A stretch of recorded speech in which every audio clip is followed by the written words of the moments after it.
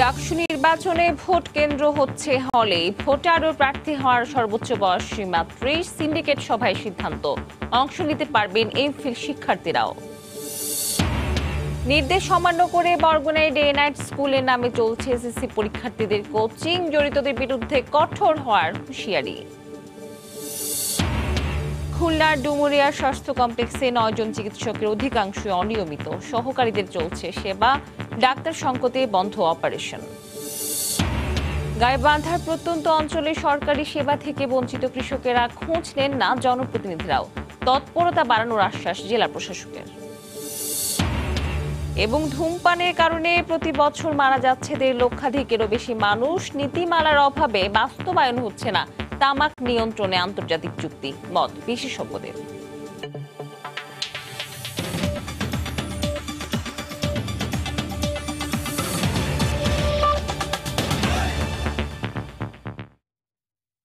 দেখছিলেন শিরোনাম, বাংলা সময়ের সঙ্গে আছি আমি মৌসুমী মো।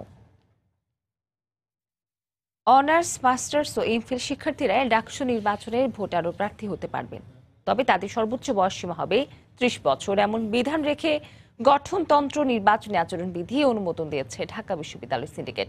এই সিদ্ধান্তের প্রতিবাদ জানিয়ে ভোটার ও প্রার্থী হওয়ার যোগ্যতা আরও শিথিল করার দাবি জানিয়েছে ছাত্র সংগঠনগুলো। তবে ছাত্রলীগ সিন্ডিকেটের সিদ্ধান্তকে সাধুবাদ জানালেও ছাত্রদের প্রশ্নে পুরোপুরি সন্তুষ্ট নয়।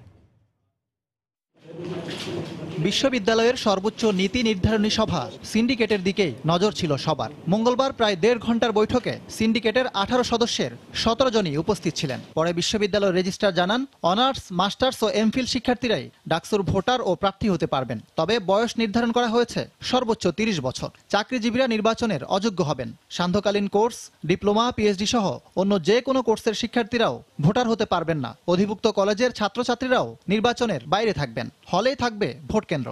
৩০ বছরের ঊর্ধ্বে শিক্ষার্থীরা যে কোর্সেই অধ্যয়ন করুক না কেন তারা ভোটার হতে পারবেন না। গঠনতন্ত্র এবং আমাদের যে প্রচলন আছে সে অনুযায়ী সংশ্লিষ্ট আবাসিক হলেই ভোট কেন্দ্র স্থাপন করা হবে। সিন্ডিকেটের সিদ্ধান্তের পরও ছাত্রত্ব নিয়ে বিতর্ক শেষ হয়নি ছাত্র সংগঠনগুলোর মধ্যে। সরকার বিরোধী সংগঠনগুলো বলছে, ছাত্রলীগকে সুবিধা দিতেই বয়স নির্ধারণ করে দিয়েছে প্রশাসন। আমাদের সকল দাবিকে অগ্রাহ্য করা হয়েছে। ভোট কেন্দ্র কোথাও হবে এটি নিয়ে অধিকাংশ ছাত্র সংগঠনের এক ধরনের মত ছিল, ছাত্রলীগ ব্যতীত, সেটাকে অগ্রাহ্য করা হয়েছে। ছাত্রত্বের সংখ্যার বিষয়ে যথেষ্ট প্রকার আইনি মারপ্যাচ রয়েছে। আমাদের জাতীয়তাবাদী ছাত্রদল যেসব নেতাকর্মী মাস্টার্সে ভর্তি হতে পারেন নাই, তাদেরকে ভর্তি হওয়ার জন্য, পুনঃভর্তি হওয়ার জন্য তাদেরকে সুযোগ করে দিতে হবে। গঠনতন্ত্র ও নির্বাচনী আচরণবিধি নিয়ে সিন্ডিকেটের সিদ্ধান্তকে সাধুবাদ জানিয়েছে ছাত্রলীগ। তবে অনেকে বলছেন, ছাত্রত্বের ব্যাপারে আরও শিথিল হওয়া উচিত ছিল। ৩০ বছরের ক্ষেত্রে যারা এয়ারড্রপ দিচ্ছে ৩ বছর করে, 3টা বছর যারা লাস্ট বিসি পারমিশন অনুযায়ী যারা স্টুডেন্টশিপ রাখছে, এই সুযোগটা তারাই পাচ্ছে, আর যারা নিয়মিত স্টুডেন্ট তারা আসলে সুযোগটা পাচ্ছে না। ডাকসু না থাকার কারণে শিক্ষার্থীরা অনেক সুযোগ সুবিধা থেকে বঞ্চিত হয়েছে। এ সকল সুযোগ সুবিধা থেকে ভবিষ্যতে যাতে বঞ্চিত না হয় এবং ডাকসু নির্বাচনের মাধ্যমে সঠিকভাবে যাতে ছাত্র নেতৃত্ব গড়ে ওঠে, সেই ক্ষেত্রে বিশ্ববিদ্যালয়ের প্রশাসনকে অবশ্যই সাধারণ শিক্ষার্থীরা সাধুবাদ জানাবে। গঠনতন্ত্রের পাশাপাশি নির্বাচনী আচরণবিধিও চূড়ান্ত করেছে সিন্ডিকেট।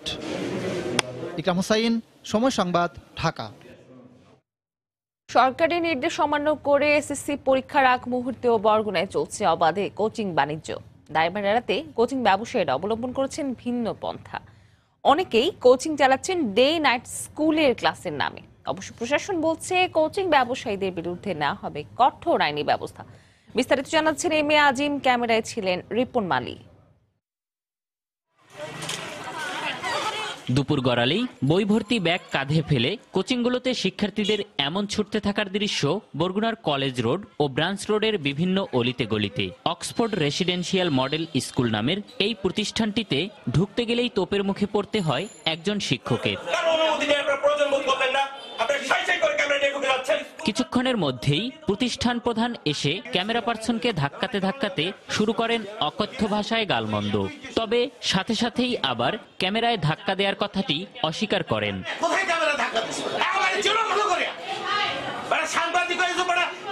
কিছু হয়ে গেছে মনে হয় জানো। এর পাশেই Evergreen, Abdul Khalek school and college সহ বেশ কয়েকটি প্রতিষ্ঠানে দায় এড়াতে রাতের ক্লাসের নামে কোচিং চলছে দুপুর 3টা থেকে সন্ধ্যা 6টা পর্যন্ত, যেখানে উপস্থিত বিভিন্ন ক্লাসের সাথে এসএসসি পরীক্ষার্থীরাও।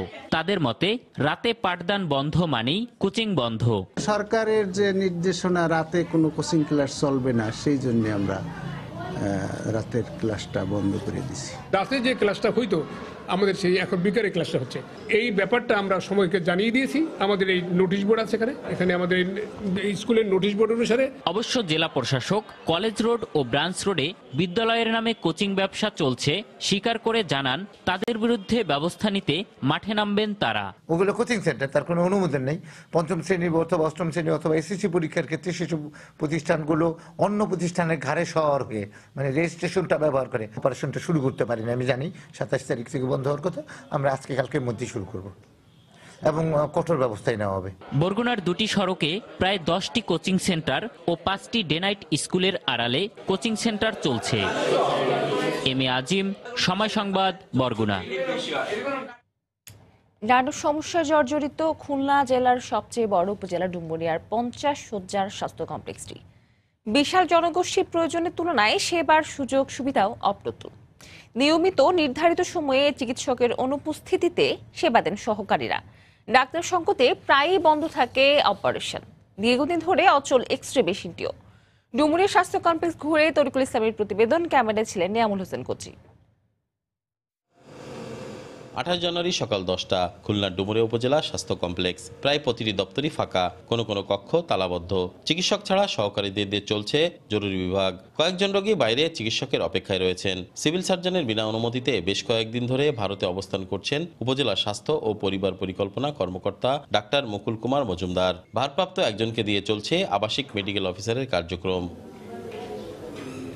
চিকিৎসকের অভাবে বন্ধ রয়েছে অপারেশন কার্যক্রম। বিকল এক্স-রে মেশিন। পুরুষ ও মহিলা ওয়ার্ডে রোগী ভর্তি থাকলেও তাদের ভাগ্যে খুব বেশি জোটে না সরকারি ওষুধ। চিকিৎসা সেবা নিয়ে রয়েছে রোগীদের বিস্তর অভিযোগ। ওষুধপাতি লিখে দেয়, এরা ওষুধ দেয় না, খুলনা থেকে আনতে হয়। কোনো ভালো দেখানোর মতো কোনো ডাক্তার নাই। এই রিপোর্ট করার কারণে দেখা যাচ্ছে কি চলতি পথে অনেক রোগী খুলনায় যাওয়ার আগে মারা গেছে। একজন এমবিবিএস ডাক্তার থাকার কথা জরুরি বিভাগে, কিন্তু থাকেন না। যারা অ্যাসিস্ট্যান্ট তাদের দিয়েই রোগী দেখায়। ভারপ্রাপ্ত মেডিকেল অফিসার জানান, ডুমুরিয়া স্বাস্থ্য কমপ্লেক্সের জনবল সংকটের কারণে পূর্ণাঙ্গ স্বাস্থ্যসেবা প্রদানে হিমশিম খেতে হচ্ছে। চেষ্টা করছি স্বল্প সংখ্যক জনবল নিয়ে কিভাবে সর্বোচ্চ পরিমাণ সেবা এই জনগোষ্ঠীকে প্রদান করা যায়। খুলনা সিভিল সার্জন জানান, উপজেলা স্বাস্থ্য ও পরিবার পরিকল্পনা কর্মকর্তার অনুপস্থিতির বিষয়ে বিভাগীয় ব্যবস্থা নেওয়া সহ এর সাথে সম্পৃক্ত সকলকে নিয়মিত হাজিরার আওতায় আনা হবে। কর্মস্থল ত্যাগ করেছে, এ বিষয়টি আমি যেটা বিভাগীয় ব্যবস্থা নেওয়া দরকার সেটি আমি করব।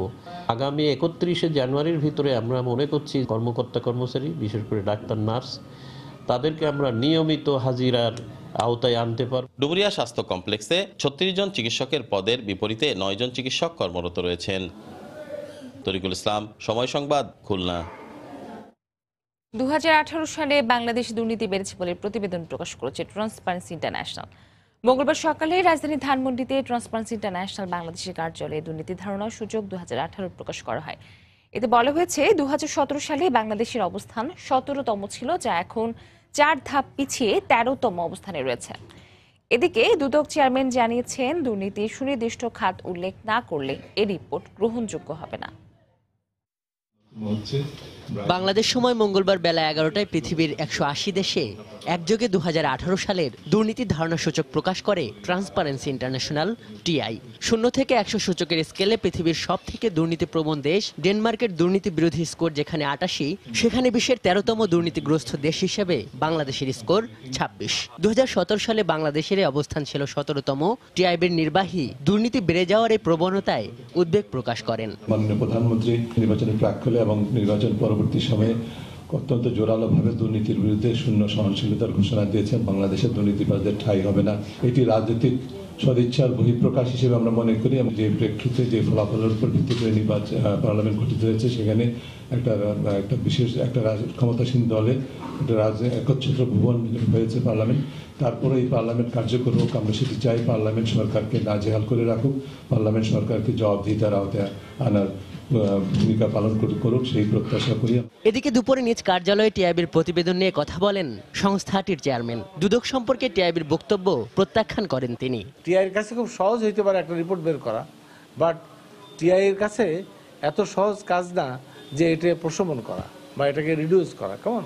সো লেট আস হোপ যে টিআই আমাদেরকে বলুক, আমরা টিআইয়ের কাছে কৃতজ্ঞ থাকবো। টিআই আমাদেরকে বলুক যে এই কাজ আপনারা করলে এটা হবে। এদিকে ৩৩ মামলার ভুল আসামি জাহলামের কারাভোগের ঘটনায় দুঃখ প্রকাশ করেন কমিশন চেয়ারম্যান। জাহলামকে বের হয়ে যাবে, এরপরে আমরা অ্যাকচুয়ালি আরেকটা অনুসন্ধান বা মামলা হাতে নেব যাতে করে এটা কেমনে হলো। আজহার লিমন, সময় সংবাদ, ঢাকা। বাংলার সময় আরো থাকছে। কক্সবাজারে সৈকত এলাকায় লাখো পর্যটকের জন্য নেই চিকিৎসা কেন্দ্র, পরিকল্পনা নিচ্ছে সরকার, জানালেন জেলা প্রশাসক।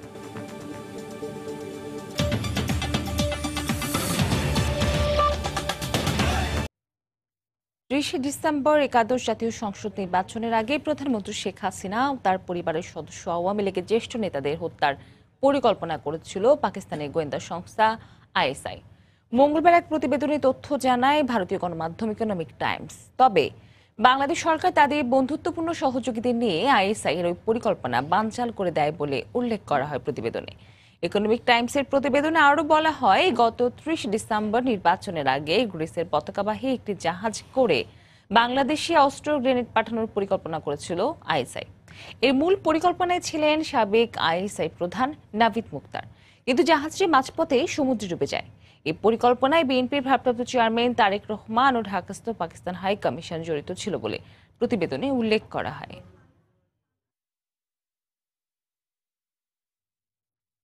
আজ বিকেল ৩টায় শুরু হবে একাদশ জাতীয় সংসদ অধিবেশন।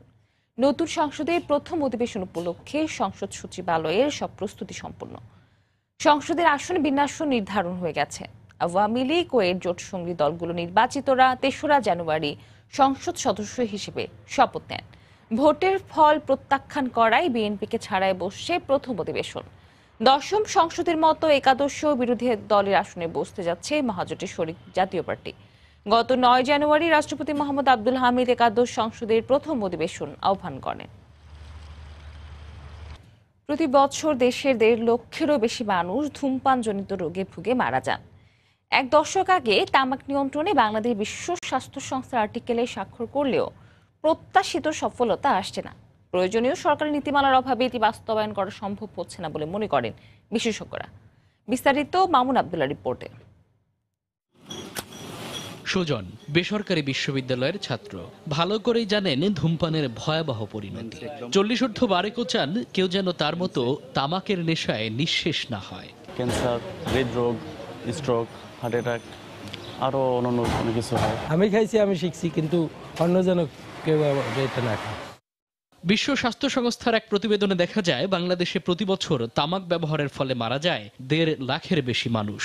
শুধু তাই নয়, প্রতি বছর তামাক থেকে যে পরিমাণ রাজস্ব আদায় হয়, সেবনকারীদের তার দ্বিগুণ খরচ করতে হয় এর কারণে সৃষ্ট ক্যান্সার সহ নানা ধরনের জটিল রোগ থেকে মুক্তি পেতে। ১ লাখ লোক তামাক ব্যবহারের ফলে মারা যাচ্ছে, বেশিরভাগের হৃদরোগে মারা যাচ্ছে এবং ক্যান্সারে মারা যাচ্ছে। কিছু এমন কোনো অঙ্গ প্রত্যঙ্গ নাই যেটাতে আপনার ধূমপান ক্ষতি করে না।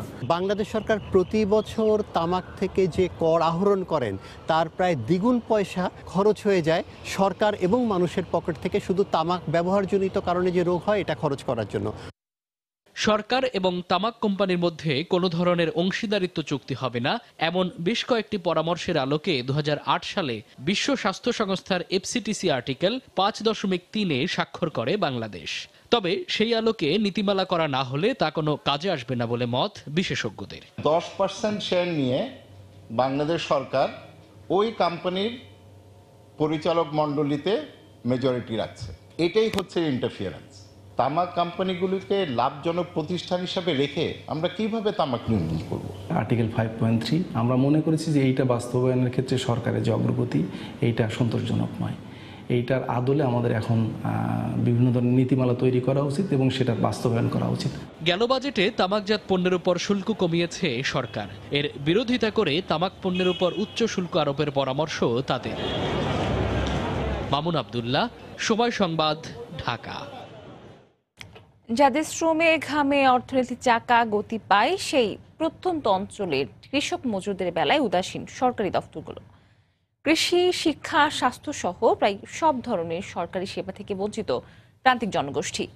অভিযোগ আছে, ভোটের প্রয়োজন ফুরিয়ে গেলে অতিথি পাখির মতো উড়াল দেয় স্থানীয় জনপ্রতিনিধিরাও। গাইবান্ধা থেকে হেদায়েতুল ইসলাম বাবুর প্রতিবেদন, ক্যামেরায় ছিলেন আতল হক সাগর। ফুলছড়ি উপজেলার রতনপুরের নদী শিকস্তি সাকামিয়া এবার একখণ্ড জমিতে মরিচের আবাদ করেছেন এই কৃষক। চাষাবাদের উপর ভর করেই তার মতো এলাকার অধিকাংশ মানুষের জীবন জীবিকা টিকে আছে। কিন্তু চাষিদের অভিযোগ, তাদের অগ্রগতিতে বড় বাধা কৃষি বিভাগের অবহেলা। এখানে তো কোনো বিয়ে আসি না, কোনো পরামর্শ নিতে পারি না। বিএস আসে অফিসে ব্যস্ত, এখানে তো আসে না। যেগুলো বাজারে আমরা ওষুধ পাই সেগুলোই করি, বিএস তো আমরা ওখানে যাইও নাই, আমরা ওগুলো দেখিও নি।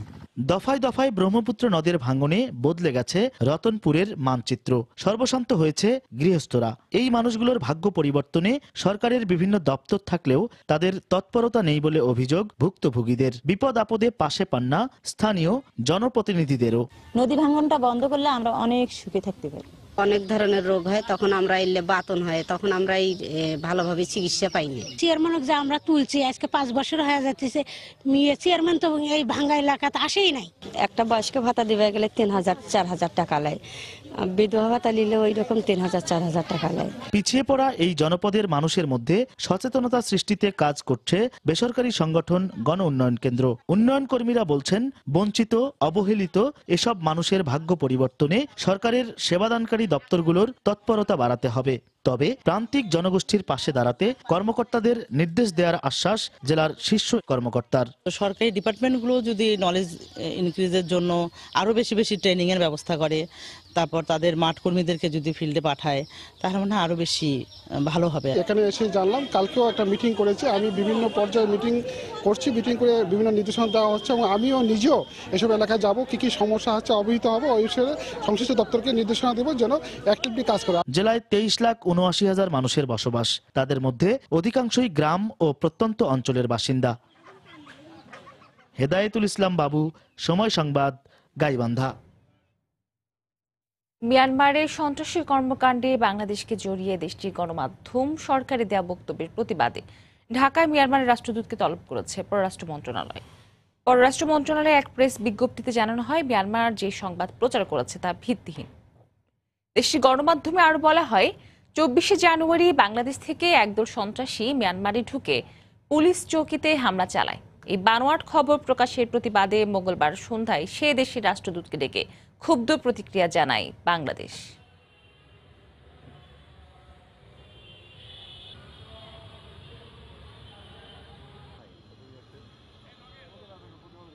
যে আমাদের প্রতিবেশী রাষ্ট্রের বিভিন্ন মিডিয়া এবং সরকারি দফতরও অনেক সময় বলছেন যে আমাদের থেকে নাকি লোক কি ওখানে বোমাবাজি করেছে, এই করেছে। আমাদের যাতে কোনো একেবারে আমাদের কাছে মনে হয় এটা মিথ্যা এবং বানোয়াট। আমরা সেই জন্য ওদের বলেছি যে দেখেন, এই ধরনের জিনিসগুলো আর ঠিক না। বাংলার সময় আরো থাকছে, মানিকগঞ্জে আধুনিক পদ্ধতিতে সরিষা ফুল থেকে মধু সংগ্রহে আগ্রহী বেকার যুবকেরা, নতুনদের জন্য প্রশিক্ষণের উদ্যোগ কৃষি বিভাগের।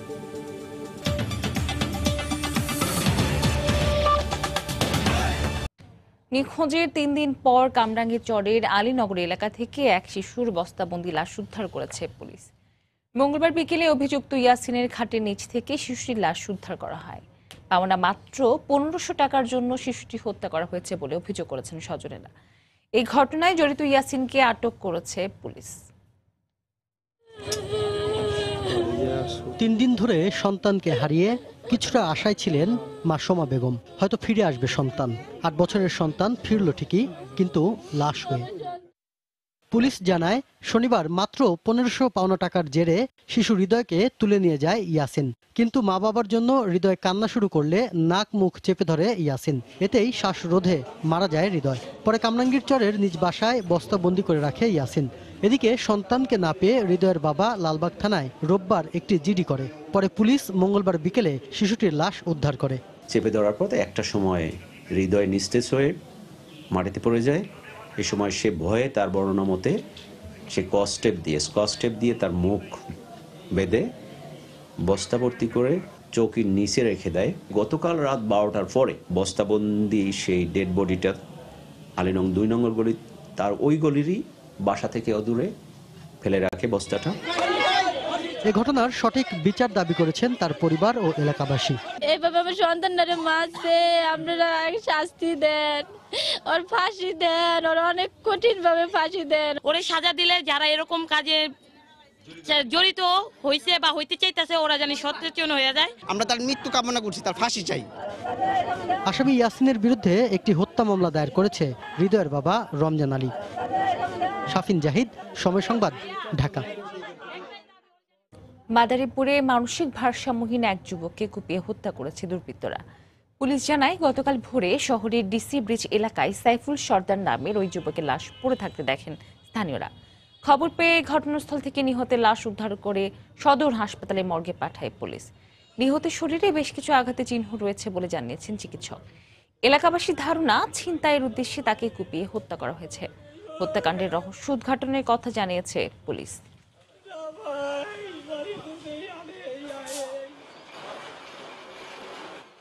আমরা ফোন পাই আসলাম যে সে অ্যাক্সিডেন্ট করছে, দেখি যে আসার পর আমরা দেখলাম যে কোনো অ্যাক্সিডেন্ট করে নাই, আর এখানে একটা কোপের দাগ দেখে বুকে। ছিনতাইকারীর ঘটনাও ঘটতে পারে, আমরা এটা সুষ্ঠু বিচার চাই এবং এটার দোষীদেরকে শাস্তির আওতা আনতে চাই। আমরা মর্নিং এ যায়, বিভিন্ন ডিস্ট্রিক্টে ঢাকা যায়, চাকরির জন্য যায়, তখন এদেরকে ধরে এসব কাজ করে।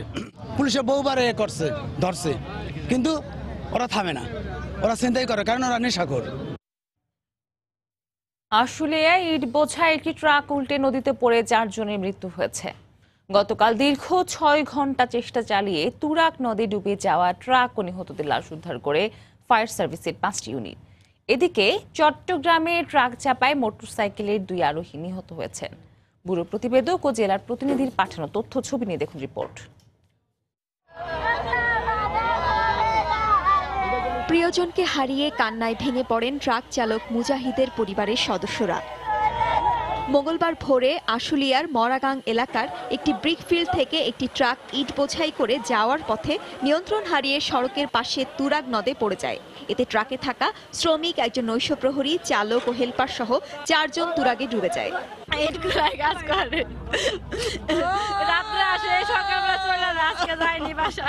নাইট গার্ড যে গাড়িতে গেছে, গাড়িটা বললেই খাইছে, গাড়িটা ওই বাইক গেছে কিনে, পরে বাইক আহেনি, পরে আমরা দৌড়ে করে আইছি। খোলাতনে মানে গাড়ি আইছে সাইরা আইতে এই জায়গায় মনে করেন যে গাড়ি মনে হয় ড্রাইভার কন্ট্রোল করতে পারে না, গাড়ি গেছে খাতে পড়ে।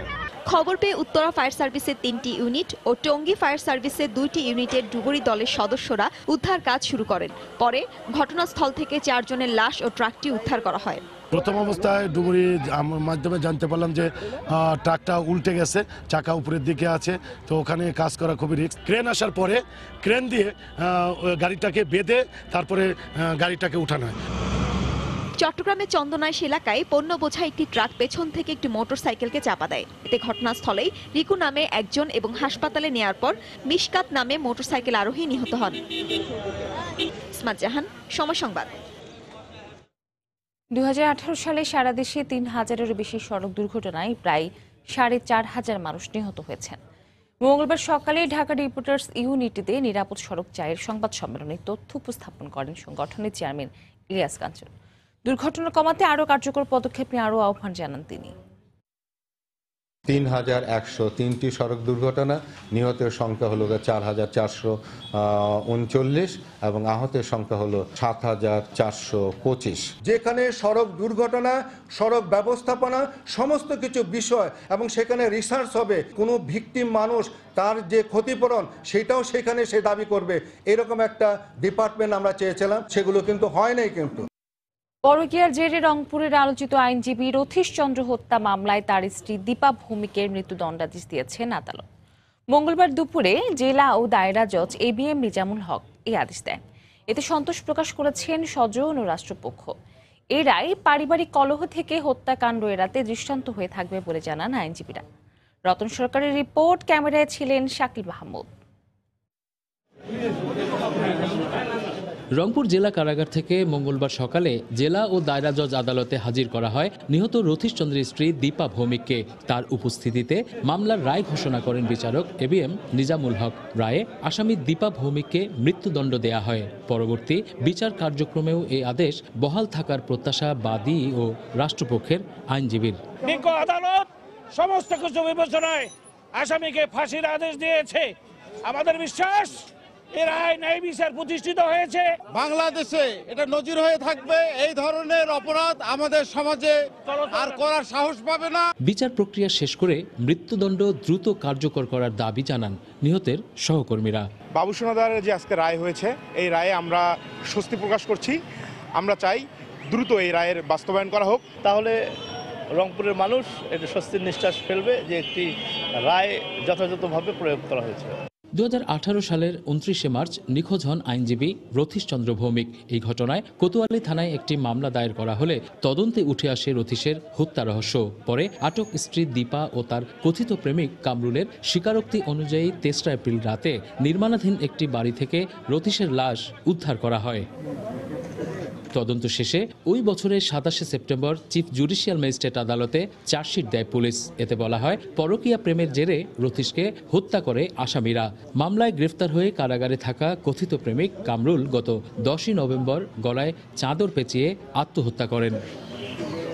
রতন সরকার, সময় সংবাদ, রংপুর। খুলনায় 10ম শ্রেণীর এক ছাত্রীকে গণধর্ষণের অভিযোগ উঠেছে 3 বখাটের বিরুদ্ধে। গুরুতর অবস্থায় শিক্ষার্থীকে খুলনা মেডিকেল কলেজ হাসপাতালে ভর্তি করা হয়েছে। এই ঘটনায় এক বখাটের বাবাকে জিজ্ঞাসাবাদের জন্য আটক করা হয়েছে। পুলিশ জানায়, সোমবার সকালে পড়তে যাওয়ার কথা বলে নগরীর খানজাহান আলী নগর আটরা এলাকার বাড়ি থেকে বের হয় ওই ছাত্রী।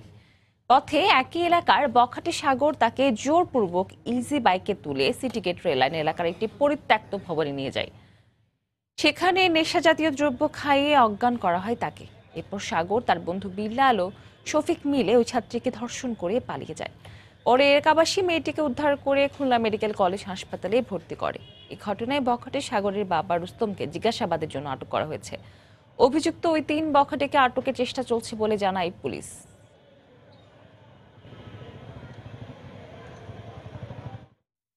চুয়াডাঙ্গায় স্বর্ণ পাচার মামলায় এক চোরা কারবারিকে যাবজ্জীবন কারাদণ্ড দিয়েছেন আদালত। গতকাল বিকেলে জেলা ও দায়রা জজ আদালতে বিচারক মোহাম্মদ রবিউল ইসলাম এ রায় দেন। মামলার বিবরণে জানা যায়, 2017 সালের 12ই আগস্ট মোল্লাবাড়ি এলাকার 209 ভরি স্বর্ণসহ সেন্টু শেখকে আটক করে পুলিশ। পরে জীবননগর থানায় তার বিরুদ্ধে স্বর্ণ পাচার আইনে একটি মামলা করা হয়। সাক্ষ্য গ্রহণ ও শুনানি শেষে আদালত আজ তাকে যাবজ্জীবন কারাদণ্ড দেন। ভারতে পাচারকালীন সাতক্ষীরা সীমান্ত এলাকা থেকে 18 পিস স্বর্ণের বার জব্দ করেছে বিজেপি। তবে এই ঘটনায় এখনো পর্যন্ত কাউকে আটক করা যায়নি। বিজেপি আরও জানায়, স্বর্ণ পাচার হচ্ছে এমন খবরে সদরে কাকডাঙ্গা সীমান্তে গতকাল অভিযান চালান বিজেপির একটি টহল দল। এ সময় বিজেপির উপস্থিতি টের পেয়ে চোরাকারবারিরা পালিয়ে যায়। পরে কুঠিবাড়ি বাঁশবাগান এলাকায় কুড়িয়ে পাওয়া একটি প্যাকেট থেকে 18 পিস স্বর্ণের বার উদ্ধার করে বিজেপি।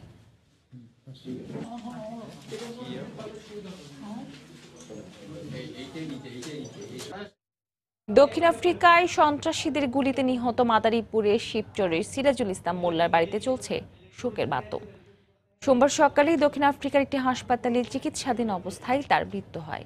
স্বজনরা জানান, 2016 সালের ফেব্রুয়ারি মাসে ভাগ্যের চাকা ঘোরাতে দক্ষিণ আফ্রিকায় পাড়ি জমান মাদারীপুরের শিবচরের ৭৯ গ্রামের বাসিন্দা সিরাজুল ইসলাম মোল্লা গত 25 জানুয়ারি রাতে দোকান থেকে বাসায় ফেরার পথে দক্ষিণ আফ্রিকার টাম্বেইসা অকমো এলাকায় সিরাজুলের বহনকারী গাড়িটি গতিরোধ করে একদল সন্ত্রাসী। এ সময় গাড়ি থেকে নামতে অসম্মতি জানালে সন্ত্রাসীরা তাকে এলো পাতাড়ি গুলি করে পালিয়ে যায়। গুরুতর আহত অবস্থায় তাকে উদ্ধার করে হাসপাতালে ভর্তি করেন স্থানীয়রা। সোমবার সকালে চিকিৎসাধীন অবস্থায় তার মৃত্যু হয়। দ্রুত লাশ দেশে ফিরে পেতে সরকারের সহযোগিতা চেয়েছেন স্বজনেরা। নাটোরে ফসলি জমিতে অবৈধভাবে পুকুর খননের সময় 2টি মাটি কাটার মেশিন ও 16টি ট্রাক্টর জব্দ করেছে ভ্রাম্যমাণ আদালত। গতকাল বিকেলে সদরের রাজাপুর এলাকার র্যাবের সহায়তায় উপজেলা নির্বাহী কর্মকর্তা জেসমিন আক্তার বানুর নেতৃত্বে অভিযান পরিচালিত হয়। নির্বাহী ম্যাজিস্ট্রেট জানান, এই এলাকার 12 বিঘা ফসলি জমিতে অবৈধভাবে পুকুর খনন করছে এমন গোপন খবরের ভিত্তিতে সেখানে অভিযান পরিচালিত হয়। প্রশাসনিক কর্মকর্তাদের উপস্থিতি টের পেয়ে মাটি খননকারী আব্দুস সাত্তার ও তার সহযোগীরা পালিয়ে যায়।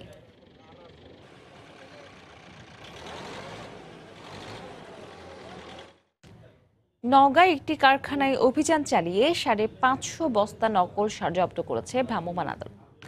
গতকাল বিকেলে শহরের শালুকা এলাকার উপজেলা নির্বাহী কর্মকর্তা আব্দুল আল মামুনের নেতৃত্বে অভিযান পরিচালিত হয়।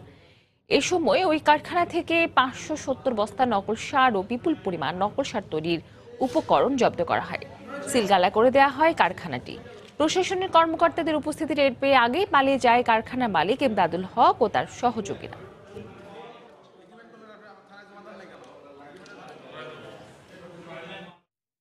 এদিকে নীলফামারীতে বিভিন্ন কোচিং সেন্টারে অভিযান চালিয়েছে ভ্রাম্যমাণ আদালত। গতকাল দুপুরে শহরের কবরস্থান মোড়, উকিলের মোড়, উন্মুক্ত মঞ্চ সহ বেশ কয়েকটি এলাকায় নির্বাহী ম্যাজিস্ট্রেট সোহরাব হোসেনের নেতৃত্বে অভিযান পরিচালিত হয়। এই সময় প্রায় অর্ধশতাধিক কোচিং সেন্টারকে কার্যক্রম বন্ধ রাখতে সতর্ক করা হয়। সরকারি নির্দেশনা অমান্য করে কোনো কোচিং সেন্টার কার্যক্রম পরিচালনা করলে কঠোর ব্যবস্থা নেওয়ার হুঁশিয়ারি উচ্চারণ করে নির্বাহী ম্যাজিস্ট্রেট।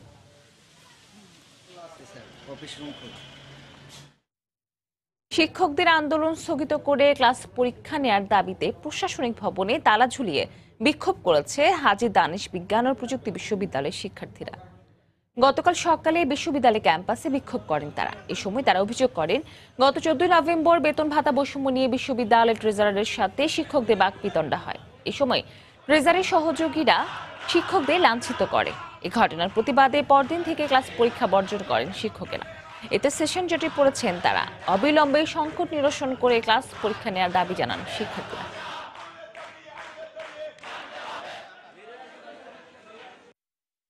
দীর্ঘদিন যাবৎ আমরা আমাদের আন্দোলন চালিয়ে যাচ্ছি, কিন্তু এর কোনো সুষ্ঠু সুরাহা প্রশাসন আমাদেরকে দিচ্ছে না। 3 মাস আমাদের লাইফে যে কতটা ইম্পর্টেন্ট এবং ফ্যামিলি থেকে প্রেশার আসতেছে, কিন্তু তারা সেটা কিছুতেই বুঝতেছে না। যতক্ষণ না পর্যন্ত আমাদের ক্লাস পরীক্ষায় ফিরে যাওয়ার ঘোষণা আসবে ততক্ষণ পর্যন্ত আমরা এখানে থাকবো। সমুদ্রের লোনা পানিতে গা ভাসাতে প্রতি বছর কক্সবাজার ছুটে আসেন দেশি বিদেশি লাখ লাখ পর্যটক। কিন্তু সৈকত এলাকায় কোনো ধরনের চিকিৎসা সেবা কেন্দ্র না থাকায় অসুস্থ হলে বিপাকে পড়তে হয় ভ্রমণ পিপাসুদের। লাইফগার্ড কর্মীদের দাবি, তাৎক্ষণিক প্রাথমিক চিকিৎসার অভাবে অনেক পর্যটকের মৃত্যু পর্যন্ত হয়। তবে জেলা প্রশাসন বলছে, সৈকত এলাকায় পর্যটকদের জন্য প্রাথমিক চিকিৎসা সেবা কেন্দ্র নির্মাণের পরিকল্পনা নিয়েছেন তারা। সুজাউদ্দিন রুবেলের তথ্য এবং মোহাম্মদ ফরাজের ছবি নিয়ে দেখুন রিপোর্ট। বিশ্বের দীর্ঘতম সমুদ্র সৈকত কক্সবাজার। এখানে প্রতি বছর বেড়ানোর জন্য ছুটে 15 লাখের বেশি দেশি বিদেশি পর্যটকরা সমুদ্রের ঢেউতে খেলা করা, টিউব নিয়ে লোনা জলে গা ভাসানো ও বালিয়াড়িতে দৌড়াদৌড়িতে মেতে ওঠেন। এসব আনন্দ করতে গিয়ে পর্যটকদের অনেক সময় দুর্ঘটনার শিকার হতে হয়। সমুদ্রে নেমে অনেক সময় অনেক আঘাত পায়, সেক্ষেত্রে হয়তো তাকে ফার্স্ট এইডের প্রয়োজন হয়, কিন্তু ফার্স্ট এইড দেওয়ার জন্য এখানে প্রয়োজনীয় কোনো ব্যবস্থা নাই। আমরা তাৎক্ষণিক যে সেবাটা আশা করি এখানে, সেটা কখনোই আমরা পাই না। বাচ্চাদের নিয়ে বিপদে পড়লে আমাদেরকে সেই কক্সবাজার সদরে দৌড়াইতে হয়। পর্যটকদের দুর্ঘটনা থেকে উদ্ধার করতে সৈকতে নিয়োজিত 2টি লাইফগার্ড সংস্থা। তারা বলছেন, দুর্ঘটনায় পড়া পর্যটকদের উদ্ধার করা হলেও সৈকত এলাকায় নেই কোনো প্রাথমিক চিকিৎসা সেবা কেন্দ্র। আমরা যখন উদ্ধার করে হাসপাতালে নিয়ে যাই, হাসপাতালটা অনেক দূরে থাকার কারণে মানুষগুলো মারা যায়। বিশকেন্দ্রিক একটা চিকিৎসামূলক কোনো ব্যবস্থা থাকতো, আশা করা যায় যে এই ধরনের লোকগুলো মারা যেত না। সৈকতের 3টি পয়েন্ট পর্যটকদের জন্য প্রাথমিক চিকিৎসা সেবা কেন্দ্র নির্মাণের দাবি জানালেন হোটেল মালিক সমিতির এ নেতা। পয়েন্ট ওয়াইজ যদি করে তাহলে কিন্তু সাথে সাথে সেবাটা কিন্তু দেওয়া সম্ভব এবং এটা কিন্তু অনেকভাবে কিন্তু এক্সপ্লোর হবে। টুরিস্টরা কিন্তু নিরাপত্তাবোধ মনে করবে যে এটা এখানে নিরাপদ, তাহলে কিন্তু টুরিস্টের আগমন আরো বেড়ে যাবে। জেলা প্রশাসনের এই শীর্ষ কর্মকর্তা জানালেন, সৈকত এলাকায় পর্যটকদের জন্য প্রাথমিক চিকিৎসা সেবা কেন্দ্র নির্মাণের পরিকল্পনা রয়েছে তাদের। হয়তো আদালতের নির্দেশনা সাপেক্ষে আমরা সেগুলো আমাদের পরিকল্পনায় আছে, আমরা করার চেষ্টা করব। লাইফগার্ড সংস্থার দেয়া তথ্য মতে গত 5 বছরে কক্সবাজার সৈকতে মৃত্যু হয়েছে 23 জন পর্যটকের, আর জীবিত উদ্ধার করা হয়েছে 350 জন পর্যটককে। সময় সংবাদ, কক্সবাজার। রাঙ্গামাটিতে শিক্ষার্থীদের স্কুলে যাতায়াতের জন্য বন্দুক ভাঙা উচ্চ বিদ্যালয়কে একটি ইঞ্জিন চালাতো নৌকা দিয়েছে জেলা প্রশাসন। গতকাল সকালে শহীদ মিনার সংলগ্ন জলযান ঘাটে বিদ্যালয়ের প্রধান শিক্ষকের কাছে নৌকাটি তুলতে হয়। এ সময় উপস্থিত ছিলেন জেলা প্রশাসক এ.কে মামুনুর রশিদ, সদর উপজেলা নির্বাহী কর্মকর্তা সুমনি আক্তার, স্থানীয় প্রশাসনিক কর্মকর্তা সহ শিক্ষক ও শিক্ষার্থীরা। এ সময় জেলা প্রশাসক বলেন, টিআর প্রকল্পের মাধ্যমে পর্যায়ক্রমে বাকি স্কুলগুলোতেও শিক্ষার্থীদের যাতায়াতের জন্য ইঞ্জিন চালিত নৌকা দেওয়া হবে। রাজারবাড়ির ট্রলার ডুবির ঘটনায় নিখোঁজ শ্রমিককে এখনো কোনো সন্ধান পাওয়া যায়নি। গতকাল দুপুরে পদ্মা নদীর দৌলতদিয়া ফেরিঘাট থেকে 28 জন শ্রমিক দিয়ে একটি ট্রলার বাহিরচর এলাকায় যাচ্ছিল। আবহাওয়া খারাপ থাকায় ট্রলারটি মাছ নদীতে ডুবে যায়। এতে 27 জন শ্রমিক সাঁতরে তীরে উঠতে পারলেও দেলোয়ার নামে এক শ্রমিক নিখোঁজ হন। খবর পেয়ে গোয়ালন্দ ফায়ার সার্ভিসের একটি দল উদ্ধার কাজ চালায়।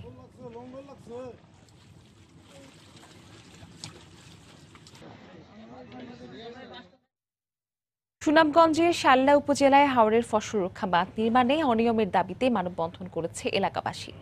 গতকাল বিকেলে শহরের আলফাত উদ্দিন স্কোয়ারে মানববন্ধন করা হয়। এতে হাওর বাঁচাও, সুনামগঞ্জ বাঁচাও আন্দোলনের নেতাকর্মী সহ নানা শ্রেণী পেশার মানুষ অংশ নেন।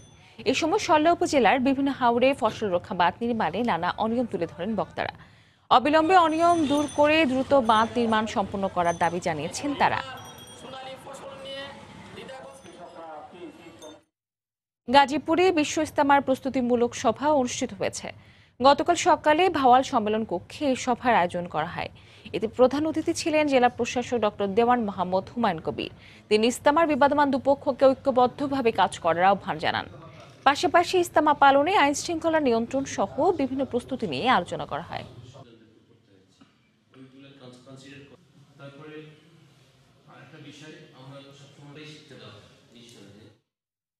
নদী একটি জীবন্ত সত্তা, এই স্লোগানে পটুয়াখালীতে শুরু হয়েছে দুদিন ব্যাপী চতুর্থ আন্তর্জাতিক পানি সম্মেলন। গতকাল সকালে কুয়াকাটার একটি হোটেলে সম্মেলনের আয়োজন করা হয়। এতে জাতীয় নদী রক্ষা কমিশনের চেয়ারম্যান ডক্টর মুজিবুর রহমান হাওলাদার, সদস্য আলাউদ্দিন সহ জেলা প্রশাসনের ঊর্ধ্বতন কর্মকর্তারা অংশ নেন। এ সময় নদী ও খালে অপরিকল্পিতভাবে বাঁধ কিংবা স্থাপনা নির্মাণ বন্ধের জন্য সকলকে আহ্বান জানান বক্তারা। আজ কলপাড়া উপজেলার পানি জাদুঘরে সম্মেলনে দ্বিতীয় অধিবেশন অনুষ্ঠিত হওয়ার কথা রয়েছে।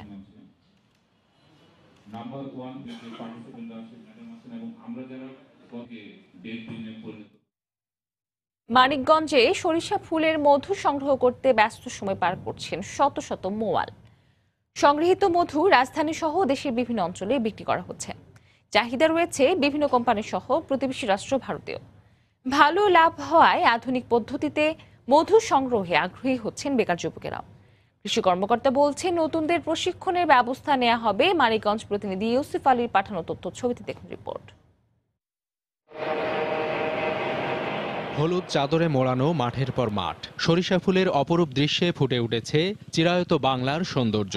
এই সরিষা ফুলকে কেন্দ্র করে ব্যস্ততা বেড়েছে মানিকগঞ্জের মৌয়ালদের। ক্ষেতের পাশেই ছোট ছোট টং করে বসানো হয়েছে পোষা মৌমাছির বাক্স। ফুলে ফুলে বিচরণ করে চাকে মধু সঞ্চয় করছে মৌমাছি। মধু সংগ্রহে কাজ করছেন অভিজ্ঞ মৌয়ালরা। আগ্রহী হচ্ছেন বেকার যুবকরাও। একই চিত্র জেলার বিভিন্ন এলাকায়। এই কাজের জন্য যদি কৃষি অফিস থেকে আমাদের যে শিকার একটা সুযোগ করে দিত। 3 বছর আগে বেকার ছিলাম, এখন মোটামুটি এই ব্যবসা করে অনেক লাভবান হয়েছি। বিগত 2 বছর ধরে ফলন খুব ভালো হয়। এবার আমাদের শস্যের যে রং হয়েছে, এবার আমরা খুব ভালো ফলন পাবো। 3 জন মানুষ আর এই এলাকার থেকে 2 জন নিয়ে আমরা চাষবাস করতেছি, তারা আমাদের কাছে চাষ শিখতেছে। সরিষা ক্ষেতে মৌমাছির বিচরণে ফলনে বাড়তি সুবিধা হয় বলে জানালেন কৃষি কর্মকর্তা। পাশাপাশি নতুন মৌয়ালদের প্রশিক্ষণের কথা জানালেন তিনি। আমাদের বিভিন্ন প্রকল্প আছে, সেই প্রকল্পের মাধ্যমে তাদেরকে স্বল্পমেয়াদী প্রশিক্ষণ দেওয়া যায় কিনা আমরা চেষ্টা করব। মৌমাছি এক ফুল থেকে আরেক ফুলে যায়, যার ধরনের পরাগায়নের সহায়তা করে, যার ধরনের ফলন আরও 10 থেকে 15% বৃদ্ধি পায়। কৃষি বিভাগের দেয়া তথ্য মতে জেলার 500 খামারে প্রায় 1,500 মৌয়াল মধু সংগ্রহে কাজ করছেন। শিক্ষানবিশ হিসেবে রয়েছেন স্থানীয় প্রায় 200 যুবক। আর এবছর জেলায় 36,120 হেক্টর জমিতে সরিষার আবাদ হয়েছে। সময় সংবাদ, মানিকগঞ্জ। বাংলার সময়ের শীর্ষ সংবাদ জানিয়ে দিচ্ছি আরেকবার। ডাকসু নির্বাচনে ভোট কেন্দ্র হচ্ছে হলে। ভোটার ও প্রার্থী হওয়ার সর্বোচ্চ বয়স সীমা 30। সিন্ডিকেট সভায় সিদ্ধান্ত, অংশ নিতে পারবেন এমফিল শিক্ষার্থীরাও। নির্দেশ অমান্য করে বরগুনায় ডে নাইট স্কুলে নামে চলছে এসএসসি পরীক্ষার্থীদের কোচিং। জড়িতদের বিরুদ্ধে কঠোর হওয়ার হুঁশিয়ারি। খুলনার ডুমুরিয়ার স্বাস্থ্য কমপ্লেক্সে 9 জন চিকিৎসকের অধিকাংশই অনিয়মিত। সহকারীদের চলছে সেবা, ডাক্তার সংকটে বন্ধ অপারেশন। গাইবান্ধার প্রত্যন্ত অঞ্চলে সরকারি সেবা থেকে বঞ্চিত কৃষকেরা, খোঁজ নেন না জনপ্রতিনিধিরাও। তৎপরতা বাড়ানোর আশ্বাস জেলা প্রশাসকের। এবং ধূমপানের কারণে প্রতি বছর মারা যাচ্ছে 1.5 লক্ষাধিকেরও বেশি মানুষ। নীতিমালার অভাবে বাস্তবায়ন হচ্ছে না তামাক নিয়ন্ত্রণে আন্তর্জাতিক চুক্তি, মত বিশেষজ্ঞদের। এ ছিল বাংলার সময়ে। যে কোনো খবর পেতে ভিজিট করুন সময়নিউজ.tv। আপনার মোবাইলে সময় সংবাদ দেখতেও সকল খবর পেতে ডাউনলোড করুন সময় অ্যাপ। সঙ্গে থাকুন সময়।